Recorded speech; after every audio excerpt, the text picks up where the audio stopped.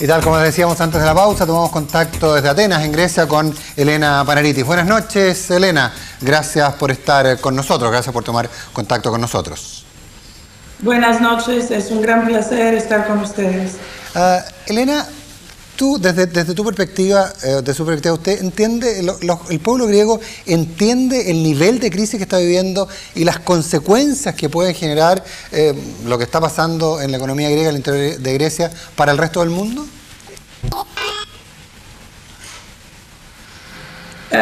Bueno, esta característica, esta descripción que ha hecho es cierta. Poca gente la está entendiendo muy bien aquí, justamente gente que es economista, que entiende cómo trabajan las crisis, qué quiere decir estar en una crisis. Pero la gente común y corriente, los ciudadanos que están caminando en la calle necesariamente no están conscientes que una bancarrota, si quiere, griega, va al final crear un gran problema global. Entonces, la mayoría está criticando esta onda de reformas, de nuevas medidas fiscales, y dicen, aún si eso va a crear un gran problema internacional, al final de las cuentas un viejo de 75 años que recibe una pensión corta de 40%, un señor que recibe un salario cortado por 48, 45%, ya no creo que hay el espacio para pensar a lo que va a pasar a un francés, a un americano, a un canadiense. Ahora, pero desde esa perspectiva, ese jubilado del que tú hablabas, ¿es alguien que tiene eventualmente conciencia de que los efectos de una bancarrota de su país también pueden significarle graves problemas al mismo, que eventualmente el Estado finalmente no les pueda pagar? Sí. Como usted sabe, yo tengo una experiencia distinta. Soy una griega, pero que he trabajado con el Banco Mundial por 12, 15 años con América Latina, empezando de los años 90, cuando un chileno sabía qué pasaba, qué quiere decir estar en bancarrota, porque eso pasó en México, digamos, o pasó en Argentina, o pasó... Aquí es una concepción muy rara, es una concepción que no entra en la cabeza del cualquiera, porque hasta durante estos 50 años después de la Segunda Guerra Mundial no hemos tenido un país vecino a nosotros que ha tenido un problema así grave de default, o un problema que quizás podría tocar al país vecino. Entonces, es más difícil. Por ejemplo, teníamos aquí dos economistas argentinos que empezaron a preguntar si hemos empezado a poner una política de corralito. Yo entiendo muy bien qué quiere decir eso, pero tenía que explicarlo a todos los griegos que estaban alrededor de esta reunión qué quiere decir el corralito. Entiende entonces que estamos quizás en una crisis bien fuerte, bien difícil, y también con una contagio. Sí, bastante grande, pero la verdadera concepción individual no existe de eso. Ahora, y en ese sentido, el primer Papandreou y ustedes mismos, en fin, la clase política, ¿no han sido capaces de mostrar y explicar esta realidad a los griegos?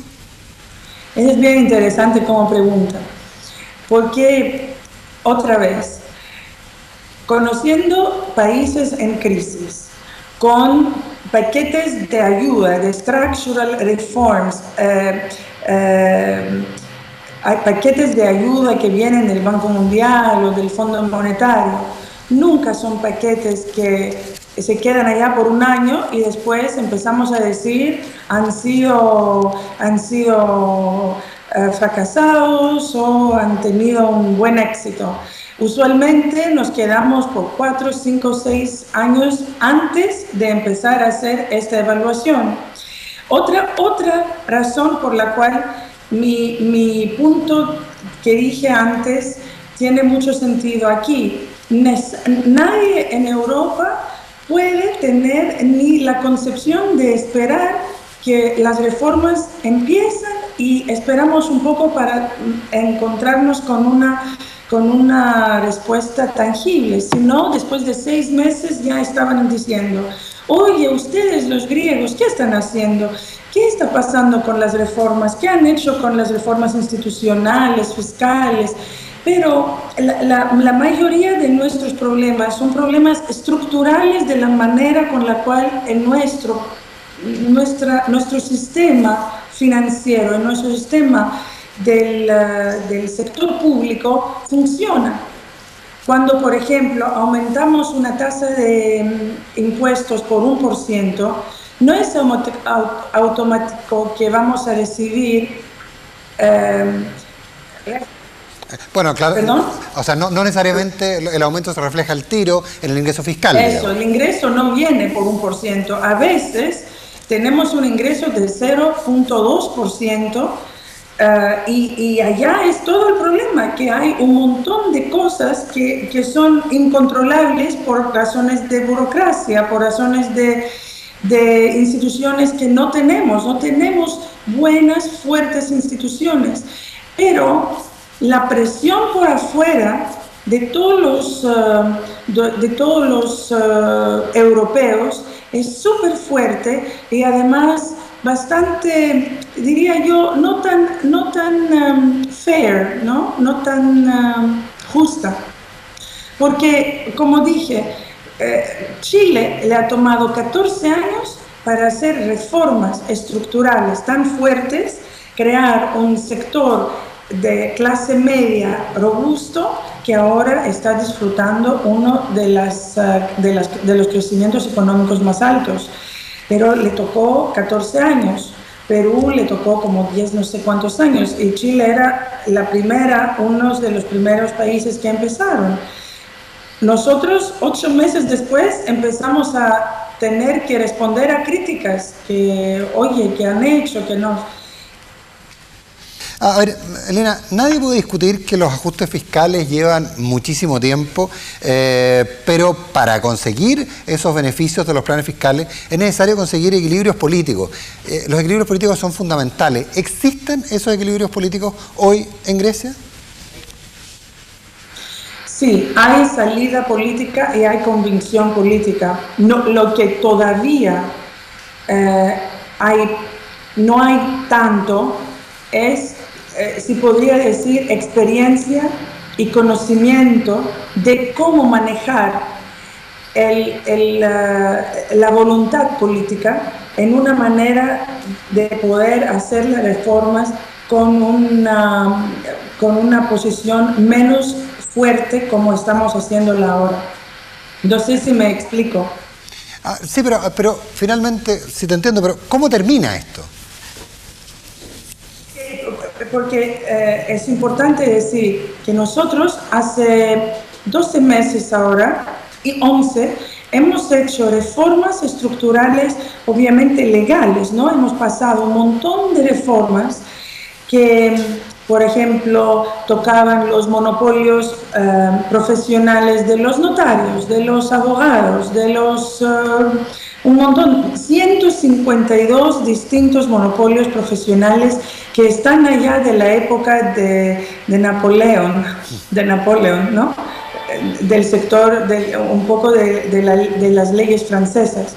Hemos bajado mucho, 40 y 48% los salarios de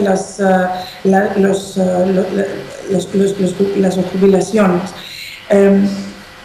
Y ahora trabajan la gente más de 45 horas por semana sin tener regulaciones de máximo tiempo de trabajo por semana. Pero tomamos otro ejemplo, Francia. Ellos todavía tienen, los franceses, como ley de no trabajar más de 35 horas por semana. Y si alguien trabaja más de 35 horas por semana, va a pagar una multa. Es eso de la diferencia. Entonces, los griegos sí son más entreprenarios, son más creativos, si quieren, ¿no? Aceptan reformas fuertes, pero no sabemos, si puedo decirlo de una manera cariñosa, no sabemos verdaderamente, no tenemos esta política de manejar muy bien, porque nunca en la vida hemos tenido una crisis así. Bueno, sin duda que esa es una visión distinta, al menos inesperada. Pero para finalizar, Elena, ¿cómo, desde esa misma perspectiva, cómo explicarías tú que Grecia aparezca, al menos en la experiencia internacional, como un país que está rechazando los paquetes de ayuda, los planes de rescate del Fondo Monetario, del Banco Mundial o de la propia Comunidad Europea? ¿Eso es así? No, los estamos aceptando, los queremos. Lo que está pasando es que es obvio que de nuestra conversación un poco sale que la gente en la calle tampoco le hemos explicado muy bien del principio qué tipo de crisis es esa y cuánto tiempo va a tomar. Y con razón están diciendo, oye, ¿cuántas veces vamos a cortar nuestro salario? ¿Ok? Y también tengo que explicarles que los griegos son bastante fuertes y trabajan y todo, son inteligentes, pero hablan con bastante emoción. Entonces, muchas veces van a ver a alguien que va a decir, no, yo no quiero que nos dan más plata, mejor que nos vamos a entrar en la bancarrota, pero de verdad, cuando viene el momento de votar, van a votar y votan para recibir estos paquetes más. Bien, pues Elena Panaritis, 1.000.000 de gracias por haber estado con nosotros desde Atenas esta noche. Buenas noches, gracias. Ha sido un placer, gracias a usted. Era la diputada del Parlamento griego, economista, Elena Panaritis. Una visión distinta de lo que ocurre en ese país y sus eventuales consecuencias. Luego de una pausa, hablamos de redes sociales.